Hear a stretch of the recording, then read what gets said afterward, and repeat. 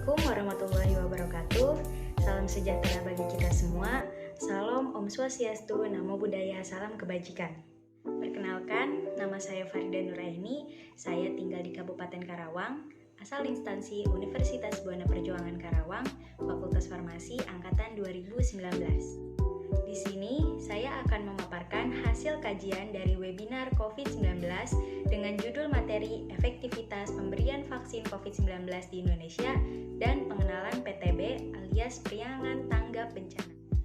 Pandemi COVID-19 ini sudah menjadi isu nomor 1 di seluruh dunia, termasuk Indonesia, yang mana telah menimbulkan banyak stigma masyarakat. Dari awal mula virus ini mulai masuk ke Indonesia, sudah banyak timbul pro dan kontra di masyarakat dan menggiring opini yang berbeda di setiap kalangan masyarakat. Hingga akhirnya pemerintah memutuskan mengenai peluncuran program vaksinasi, opini dan pandangan masyarakat terhadap keputusan ini pun masih saja menimbulkan pro dan kontra. Masih ada yang takut dengan dampak atau efek samping dari pemberian vaksin COVID-19 ini. Dan juga, masyarakat masih bertanya-tanya mengenai vaksin manakah yang paling efektif, mengingat banyaknya varian vaksin yang diluncurkan. Nah, untuk menjawab keresahan tersebut, melalui webinar ini dapat disimpulkan bahwa vaksin di Indonesia sudah mempunyai target penyelesaian pravaksinasi dan fasilitas kesehatan untuk vaksinasi, seperti puskesmas, klinik, rumah sakit, dan unit kesehatan lainnya. Ada juga pertimbangan dalam pemilihan vaksin.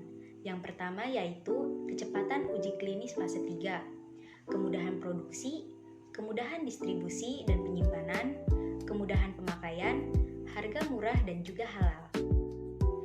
Adapun vaksin Nusantara dan vaksin merah putih yang diproduksi di Indonesia memiliki keunggulan yang berbeda, dan ada beberapa faktor dalam produk yang digunakan dalam vaksin masih impor karena keterbatasan sarana prasarana dan teknologi yang ada, serta bahan baku yang ada di Indonesia tentunya.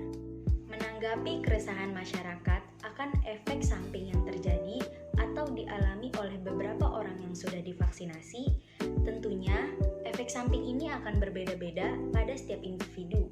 Bahkan, ada efek samping yang langka pada pemberian vaksin ini.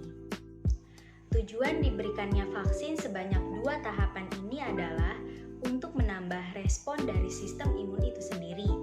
Dan, hal yang paling penting, meskipun sudah divaksinasi, kita tetaplah harus menjalankan protokol kesehatan. Nah, selanjutnya mengenai PTB atau Periangan Tanggap Bencana. PTB ini adalah suatu komunitas yang ada di Isma Farsi Periangan sebagai relawan mahasiswa farmasi dan sebagai bentuk empati dari mahasiswa farmasi di wilayah Periangan, dan membentuk karakter mahasiswa farmasi yang peka terhadap bencana alam yang terjadi. PTB ini dibagi menjadi 3 wilayah. Wilayah 1 terdiri dari Uniga, Stikes BTH, dan Unpar. Wilayah 2 terdiri dari Unpad, STFB, Unpari, dan STFI. Nah, yang terakhir, wilayah 3 terdiri dari ITB, Unisba, Unjani, UBP, STFC, dan Unsika. Tugas dari PTB yaitu membantu apoteker mengecek kelengkapan obat dan kelayakan obat di lokasi tempat terjadinya bencana.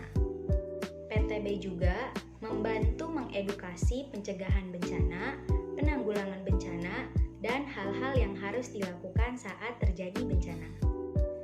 Baik, sekian hasil kajian yang saya dapat dari webinar COVID-19 ini. Semoga bermanfaat.